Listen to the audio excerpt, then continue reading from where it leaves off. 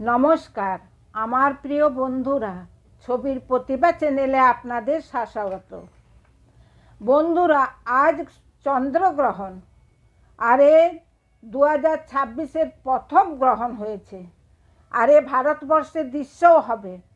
তাই গ্রহণের নিয়ম অনুসারে আজ 6:30টার সময় সকালে ভদ্রা লেগে গেছে, মানে সূতককাল লেগে গেছে। গ্রহণের 12 ঘন্টা আগে সূতককাল লাগে, যার জন্য যত পূজার মন্দির টন্দিরে কপাট সব লেগে যায়, পূজা টুজা কিছু করা চলে না, সব বন্ধ থাকে।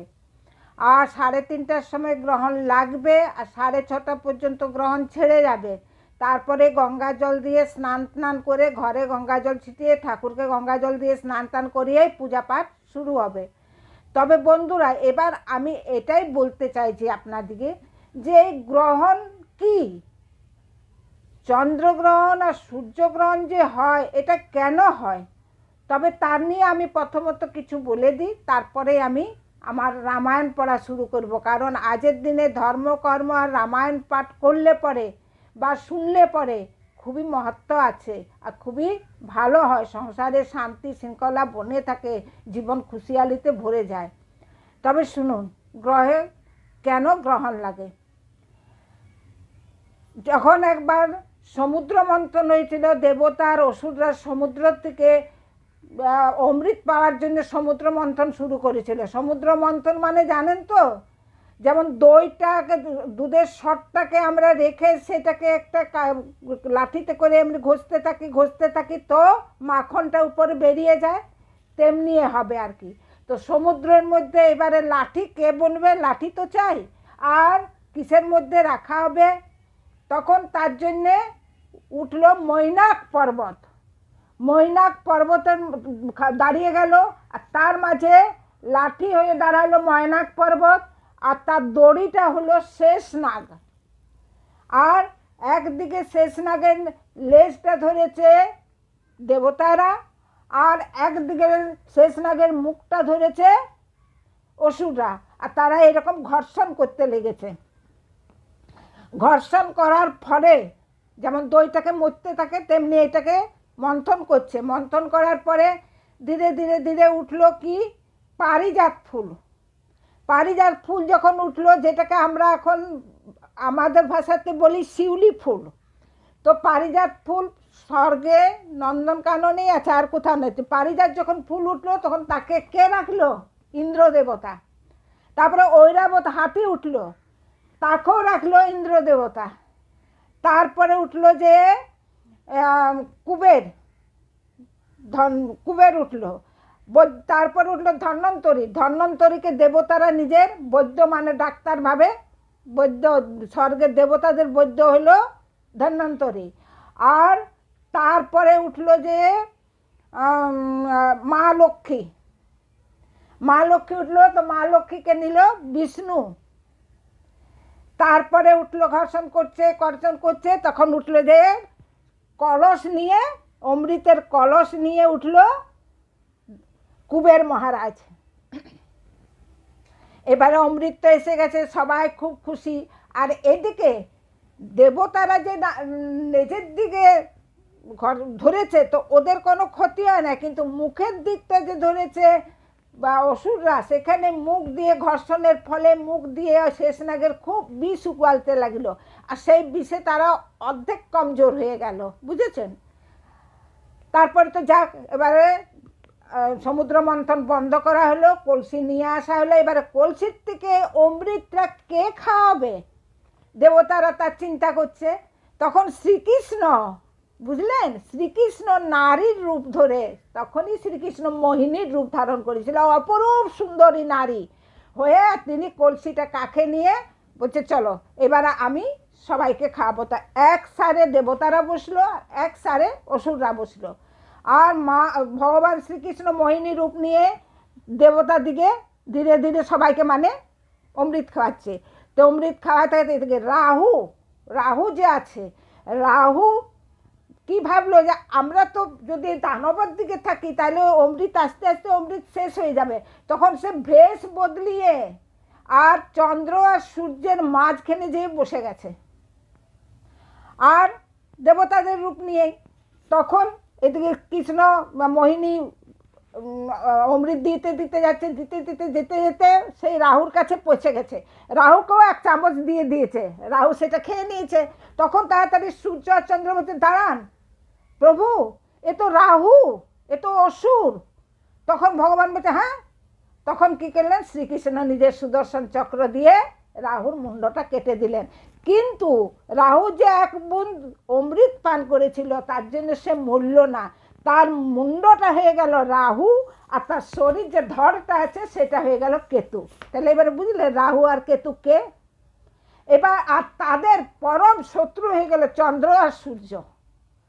তখন রাহু বলছে, রাহু কেতু বলছে, তোমাদের জন্যই তো ভগবান আমাদেরকে চিনতে পারলো, তাই আমি তোমাদের অভিশাপে, যখনই তোমরা আমার ঘরে আসবে তখনই তোমাদের গ্রহণ লাগবে। তাই যখন চন্দ্র রাহু কেতুর মাঝখানে সূর্য আসে তখন সূর্য গ্রহণ হয়, আর যখন রাহু কেতুর মাঝখানে চন্দ্র আসে তখনই চন্দ্র গ্রহণ হয়। আর এটাকে অশুদ্ধি মানা যায়, তাই এই সময় পূজা পাঠ সব কিছু বন্ধ থাকে। আর এই গ্রহণ লাগার কিছু পূর্বে মানে যে শতককাল মানে ভদ্রা নক্ষত্র পড়ে যায়, ভদ্রা নক্ষত্রে পড়া পূজা পাঠ ভালো কাজ কিছু করা যায় না, অশুভ। তাই বুঝলেন তো বন্ধুরা, যে আমরা সূতককালে বা ভদ্রাকালে কেন পুজো পাঠ করি না, আর গ্রহণ কেন লাগে। আমার যতটা মনোভাব যে আপনারা তা বুঝেছেন, জেনেছেন, আমার বলা আপনাদের ভালো লেগেছে, তাহলে ভিডিওকে লাইক করবেন, শেয়ার করবেন, আর ছবির প্রতিভা চ্যানেলকে সাবস্ক্রাইব করে পাশে রাখা বেল আইকনটা প্রেস করে দিবেন, যাতে করে এরূপ ভিডিও সর্বপ্রথম আপনাদের নিকট পৌঁছে যায়। আর কমেন্ট বক্সে ওতে অবশ্যই লিখবেন জয় শ্রীকৃষ্ণ। তবে বন্ধু আরেকটা কথা বলতে আমি ভুলে গেছি, শ্রীকৃষ্ণ যে মোহিনী রূপ ধরেছিলেন, ভোলা বাবা তো খুবই মতলব মেয়ে ছেলে দেখলেই ভোলা বাবা তার সঙ্গে পেছনে দৌড়ে। সেই জন্যই তো বলেছে কুমারী মেয়েরা ভালো বর পাওয়ার জন্য ভোলা বাবার পূজা করে। যে সে শ্রীকৃষ্ণকে পেছু পেছু ধরছে, শ্রীকৃষ্ণ আগে আগে মোহিনী রূপে ধরছেন, এসে পরে বলছে প্রিয়ে আমাকে তুমি আলিঙ্গন করো। আচ্ছা ও ভাবছে নারী।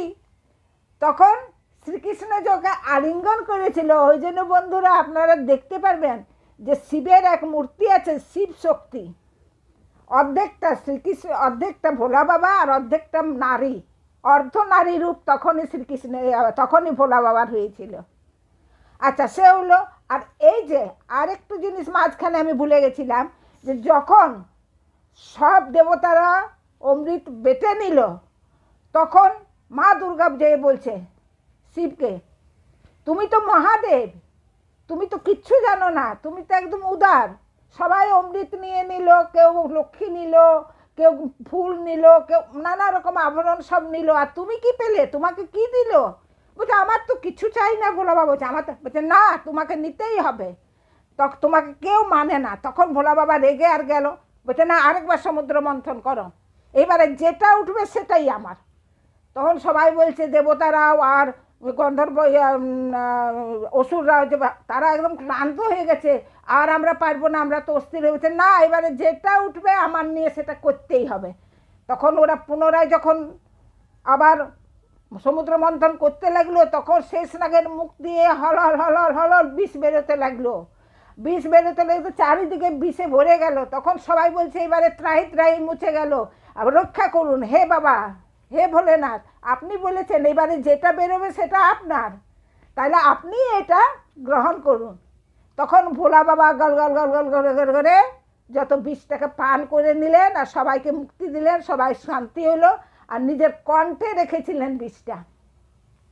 কণ্ঠে রাখার পর ভোলা বাবা তো বেহুশ হয়ে গেলেন, অজ্ঞান হয়ে গেলেন। তখন মা মনসা যে ভোলা বাবার মেয়ে, সে এসে পরে তার কণ্ঠের থেকে বিষটা বের করেছিলেন। সেই জন্যে মা মনসার কথাতে বলা যায় কি, শিব কন্যা হইতে বিষ, শিব কণ্ঠ হইতে বিষ উগারিয়া ছিনু, বিষহরি নাম মোর সেই হইতে হইনু। সেই জন্য মা মনসার নাম বিষ হয়েছিল। আর শ্রীকৃষ্ণ ভোলা বাবার যে কণ্ঠে ছিল তার জন্য সে কণ্ঠটা নীল রঙের হয়ে গেছিল, কারণ বিষটা তো নীল হয়, তাই সেই দিন থেকে ভোলা বাবার আরেক নাম হলো নীলকণ্ঠ। বুঝলেন বন্ধুরা? তবে ঠিক আছে, এবারে যাক, আমি তো গ্রহণের ব্যাপারে বলে দিলাম, অমৃতের ব্যাপারেও বলে দিলাম, রাহু কেতুর ব্যাপারেও বলে দিলাম। এবার আমি আমাদের কি করা কর্তব্য এই মনুষ্যদের তার নিয়েই বলছি। আজ সারাদিন তো রান্না বান্না নেই, সুতককালে তো রান্না হবে না, যা কালকে করা আছে তাতে তুলসী পাতা দিয়ে রাখা হয়েছে তো সেই খাবে। তারপরে সূর্যগ্রহণের চন্দ্রগ্রহণের পরে আবার নিজেরা রান্না টান্না করে খাবে। তো তাই সারাদিন কি করতে হবে? ঘরে তো পুজো পাঠও করতে পারবে না, পুজোর মন্দিরে তো পর্দা লেগে গেছে। তাহলে কি করবেন? শুধু রাম নামের জপ করুন।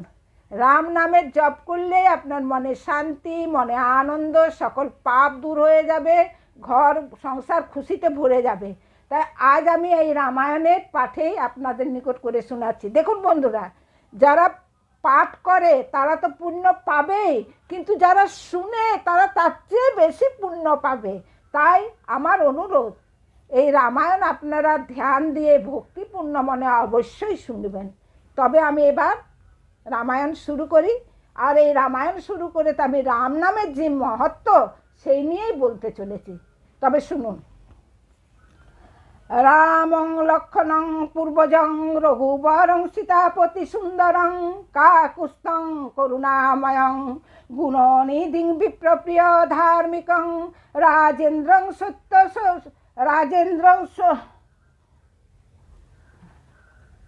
রাজেন্দ্রং সত্যবন্ধং দশরথতনয়ং শ্যামলং শান্তিমূর্তি বন্দে লোকাভিরামা রঘুপতি লোকং রাঘবং রাবণারিম। দক্ষিণে লক্ষণধম্মী বামে তে জানকী সভা শুভা পুরুত মারুতি ধৈর্য তং নমামি রঘুত্তমম। রামায় রামচন্দ্রায় রামভদ্রায় বেধসে রঘুনাথ নাথায় সীতায়া পতিয় নমঃ। কুজন্তং রাম রামেতি মধুরং মধুরাক্ষরম আরুর কবিতা শাকং বন্দে বাল্মীকি কোকিলম। বন্দে পুরুষোত্তম রামচন্দ্রায় কি। বন্ধুরা, আমি ভিডিওতে অনেকের দেখেছি, কেউ বলছে বাল্মীকি রচনা করেছে রামায়ণ, কেউ বলছে অন্য কেউ। আর এই রচনা রাম রাবণের যুদ্ধের পরে হয়েছে, রাম জন্মের পরে হয়েছে বলেছে, কিন্তু না বন্ধুরা, এই রামায়ণের রচনা বাল্মীকি করেছিলেন রাম জন্ম পূর্ব 60 সহস্র বৎসর, অনাগত পুরাণে রচিল মুনিবর। আর এই বাল্মীকি কে ছিলেন? তিনি রত্নাকর দস্যু ছিলেন, আর পরে তিনি বাল্মীকি হয়েছেন রাম নাম জপ করে। তো এর কথা যদি আপনারা জানতে চান তা আমি এর পরবর্তী ভিডিওতে জানাবো। সেই জন্য জানেন, বাল্মীকি রামায়ণের মধ্যে এই কথাটা লিখেছিলেন কি, মহাশয়ন করিবে রাবণ রণস্থলে। মহাশয়ন করিবে রাবণ রণস্থলে বলে নাই কি রাবণের মৃত্যু হবে যখন রাবণ মরে, কারণ জানে তখন তো রাবণ জীবিত আছে না, শুনলে পরে মুনির পেছনে দৌড়বে। তবে এবার শুনুন রাম নামের মহত্ব। সমন্দ মনে রাবণ রাজা রাবণ দমনে রাম সমনে ভবন না হয় গমন যে লয় রামের নাম। বন্ধুরা, সমন দমন রাবণ রাজা মানে যমকে দমন করনে আলা হন রাবণ।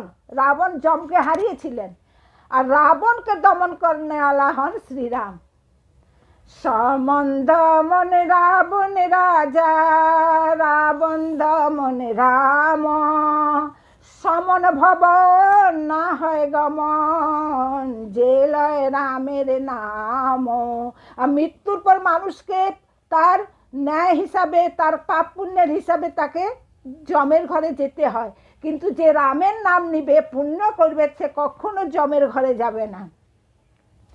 রাম নাম জপ ভাই এইবারে বার ভেবে দেখো রাম বিনা গতি নাহি আরো, করিলে নয় অশ্বমেধ শ্রীরাম যতনে, অশ্বমেধ ফল পায় রামায়ণ শুনে। রাম যে অশ্বমেধ যজ্ঞ করেছিলেন, সেই অশ্বমেধ যজ্ঞের ফল, এত বড় মহান যজ্ঞের ফল কারা পায়? যারা এই রামায়ণ শুনে। এ মত রামের গুণ কি দিব তুলনা, পাদ স্পর্শে শিলা যার নৌকা হয় সোনা। এমন রামের গুণ, তার কি বর্ণনা আমরা দিতে পারি? যার পদস্পর্শে পাথরটা মানুষ হয়ে গেছিল নারী, আর নৌকাটা সোনা হয়ে গেছিল। পার করো রামচন্দ্র পার করো মোরে। কোথায় পার করার কথা বলছে? যখন মৃত্যুর পরে যাবে তখন তাকে কোথায় যেতে হবে? স্বর্গে কি যমলালয়? সেই নিয়ে বলছে পার করো রামচন্দ্র পার করো মোরে, দিন দেখি নৌকা রাম লইয়া গেল দূরে। মানে প্রভু আপনি আমাদেরকে পার করুন, কারণ এই যে ভবতরী আর ভবসমুদ্রের থেকে আমরা যে যাব পার হয়ে, তার জন্য নৌকা চাই, কিন্তু নৌকা আমাদেরকে দুঃখী দেখে বা পাপী দেখে নৌকা পালিয়ে চলে গেল, আমাদেরকে নিয়ে গেল না। যার সনে করিছিল গেল পার হয়ে, করি বিনা পার করে তারে বলি নে। করি মানে পয়সা, যার সঙ্গে পয়সা ছিল সে তো পার হয়ে গেল, কিন্তু যার কাছে নাই তাকে নিয়ে যায় না। তাকে যদি পার করে তাকেই কৈবর্ত বলে। কিন্তু এখানে পয়সার অর্থটা কি জানেন? যারা পুণ্য করেছিল তাদেরকে তো নৌকাতে পার করে নিয়ে গেল ভবতারণ করে, কিন্তু যাদের পুণ্য করে নাই, যারা কর্ম করেছে, অধর্ম করেছে, তাদেরকে যদি নিয়ে যায় তবে তো বলবো সে কৈবত। সাধু জনে তরাইতে সর্বদেব পারে,